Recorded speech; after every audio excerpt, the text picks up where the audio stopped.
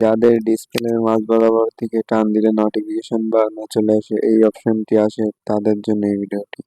তো এখান থেকে টান দিলে অনেক সময় গ্লোবাল সার্চ অপশনটি আসে। তো এটাকে কিভাবে রিমুভ করবেন চলুন সেই প্রসেসটা আপনাদেরকে দেখাই। ভিডিওটি ভালো লাগলে অবশ্যই লাইক করে দিবেন। তো সেটিকে করার জন্য আপনাদের ফোনের সেটিংয়ে চলে যেতে হবে। চলে আসবেন আপনাদের ফোনের সেটিংয়ে।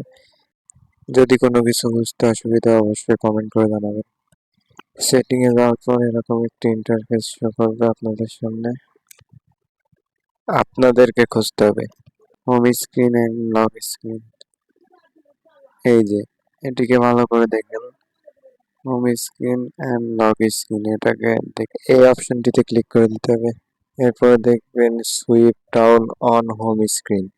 আমি আবার বলছি, swipe down on home screen, এটিকে খুঁজবেন। এই যে এই অপশনটি আপনারা ভালো করে লক্ষ্য করুন, আমি দেখিয়ে দিচ্ছি।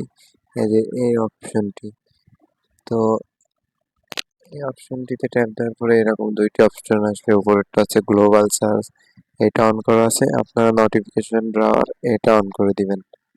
এটা হচ্ছে আপনার নোটিফিকেশনের বারটা অন হয়ে যাবে। এবার আপনারা চলে আসুন আপনাদের ফোনের হোম স্ক্রিনে। হোম স্ক্রিনে আসার পরে এখানে আপনারা টেনে দেখুন, টান দেওয়ার পরে যে গ্লোবাল সার্চটা আসতেছিল ওইটা আর আসবে না। তো আমরা টেনে দেখিয়ে দিচ্ছি, এই যে নোটিফিকেশন ব্রাউজারটা চলে আসছে। তো আজকের ভিডিওটা এই পর্যন্তই। ভিডিওটি ভালো লাগলে অবশ্যই চ্যানেলটিকে সাবস্ক্রাইব করে রাখুন পরবর্তী আপডেট পাওয়ার জন্য।